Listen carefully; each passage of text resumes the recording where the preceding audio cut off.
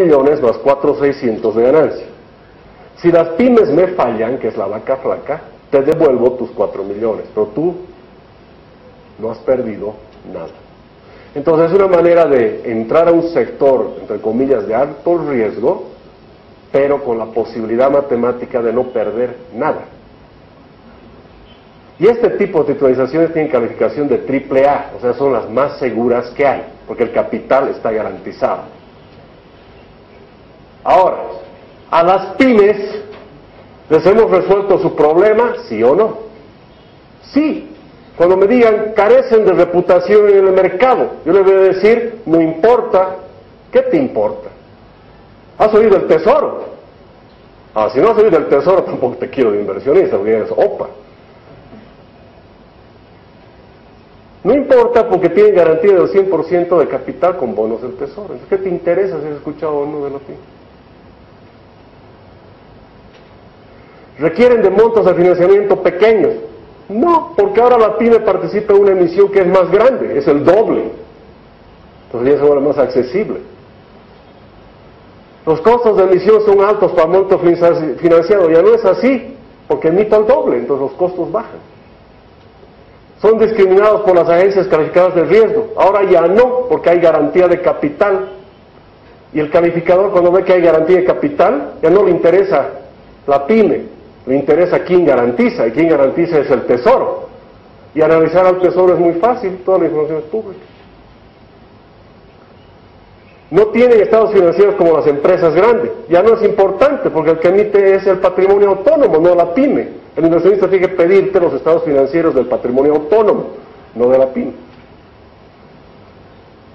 Ahora tienen, cuando te dicen no tienen activos suficientes, te dicen las pymes para garantizar. Pues ahora hay un patrimonio autónomo que tiene bonos del tesoro. ¿Quién tiene bonos del tesoro? ¿Quién se da el lujo de tener bonos del tesoro? Ahora las pymes lo tienen. Son discriminados por los inversionistas por ser riesgosos, decía. Bueno, ahora ya no, porque la pyme logra una alta calificación de riesgo a través de un patrimonio autónomo. Porque ese triángulo, ¿se dan cuenta? La pyme está aquí, hemos logrado saltar bien lejos, porque el pago del capital ya ni siquiera depende de la pyme, sino de los bonos del tesoro. Es más, hasta podemos armar notas estructuradas para cartera en mora. Al banco le podemos decir, dame ese activo que es riesgoso, yo te pago por eso. Y el día de mañana, si funciona, mis inversionistas ganan, si logran recuperar la mora. Pero si no la recuperan la mora, tampoco pierden. Entonces la titularización empieza a ser un esquema interesante para manejar activos de alto riesgo.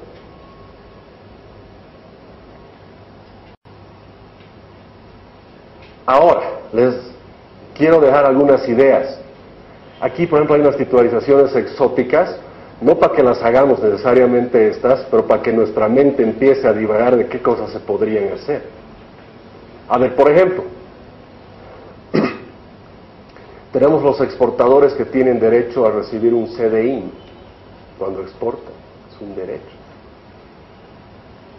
Ese derecho se lo podemos convertir en un activo para ellos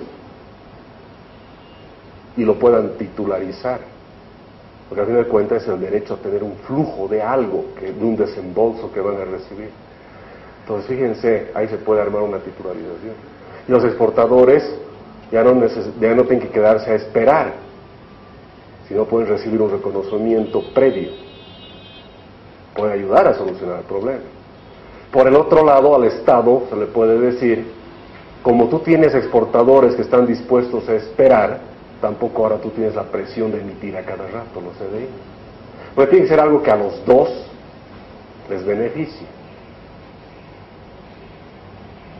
O se puede armar, lo más interesante, armemos, por ejemplo, titularizaciones contra derechos de CDIs de ciertos sectores de la economía donde es interesante apoyar, sector productivo, pymes exportadoras, ¿no? No sé, hay que pensar.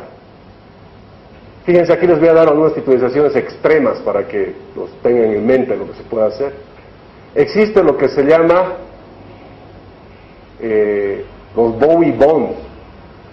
Es la titularización, las titularizaciones de flujos futuros de los conciertos de rock que da este señor David Bowie. ¿Han escuchado hablar de David Bowie? ¿Ustedes alguna vez se han preguntado por qué se ha vuelto a unir? No sé, hay esos conciertos medio raros de grupos antiguos que están empezando a hacer giras de nuevo, o los Rolling Stones, bueno, es un grupo antiguo. David Bowie fue el primero en hacer eso,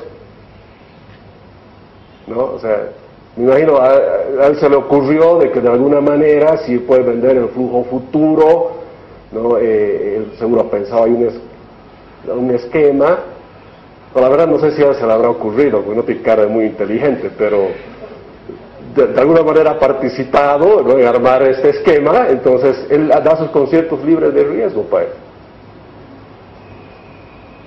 Ahora, si se dan cuenta, ¿cuáles son los riesgos para los inversionistas? Es libre de riesgo para él, he dicho. Los inversionistas están asumiendo riesgo. ¿Qué riesgos podrá haber ahí? A ver, ¿se les ocurre alguno? ¿Ah? Que se muera. Exacto. Él, con todo respeto, él es la vaca, ¿no ve?, que hemos titularizado.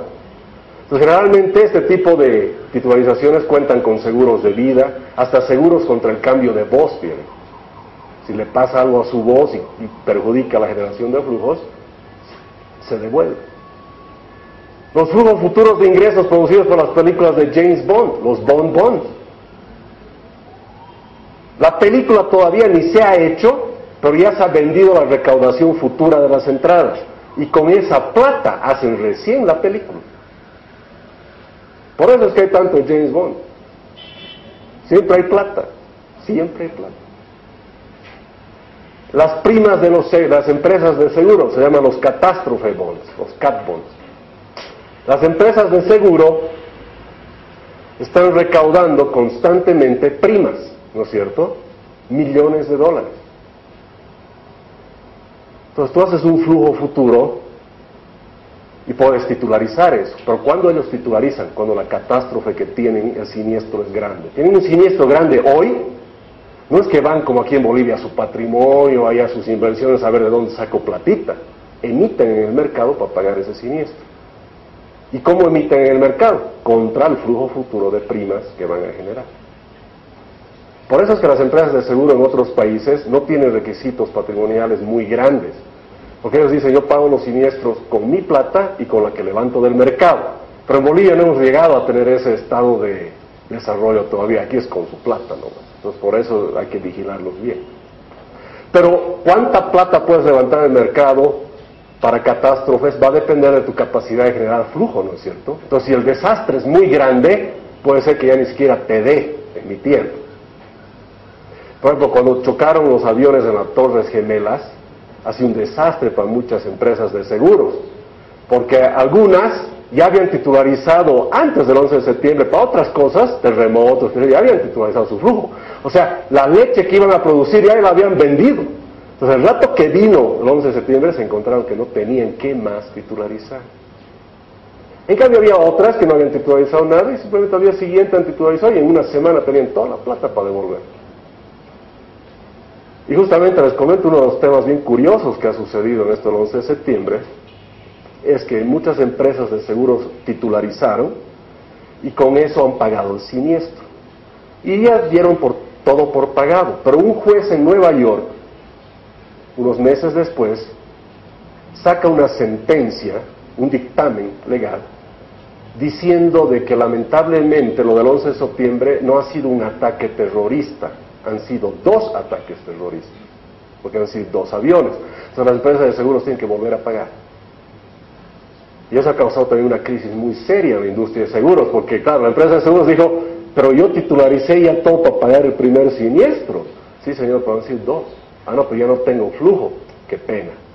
Y eso sí parte también de una situación muy compleja de crisis en el ámbito de los seguros. Hablando de seguros, también se pueden titularizar los seguros de vida. El seguro de vida te dice que se va a recibir un dinero en algún momento, ¿no es cierto? Pero ¿cuál es el problema del seguro de vida? que el dinero te lo dan cuando te mueres. O sea, es el tipo de seguro que hay que pagar, pero esperamos nunca cobrar, ¿no? Porque si lo cobras es porque algo mal ha ido, ¿no? Algo no ha funcionado. Entonces, la titularización se ha aparecido como un mecanismo muy interesante en Europa y Estados Unidos, y le ha dicho a la gente, oye, tú tienes, por decir, una póliza de $1 millón, la quiero titularizar, tú me la vendes a mí, vamos a emitir valores contra eso, $800,000, por decir, y te doy hoy en vida $800,000, pero cuando tú mueras, el $1 millón va a ser de los inversionistas. Es mejor tener 800,000 de vivo que 1 millón de muerto, créanme. De pensiones para cubrir el déficit fiscal, bien cuestionable, re complicado. Un gobierno en Bolivia, el gobierno de Mesa, lo ha estudiado, yo formé parte de esa comisión. El país va a titularizar los flujos futuros de recaudaciones tributarias para cubrir el agujero hoy. Bien complicado, pero es una idea de lo que se puede hacer y se ha hecho. Las entradas a tickets de cines, teatros, parqueos, membresías a clubes, todo se puede titularizar. Los clubes de golf en Colombia, todos son titularizados. Las membresías, con eso construyen más canchas de golf. Los cines se construyen contra la venta de los tickets. Esta empresa aquí, Cinecenter y todo eso, hace titularizaciones supuestamente en España, ¿no? Y así financian sus obras contra el flujo futuro que van a recibir. Entonces, fíjense cómo la titularización depende del flujo, de la expectativa de flujo, y te puede ayudar a armar un esquema bien interesante. Por ejemplo, impuestos internos también, nos le habíamos hecho una propuesta de decirles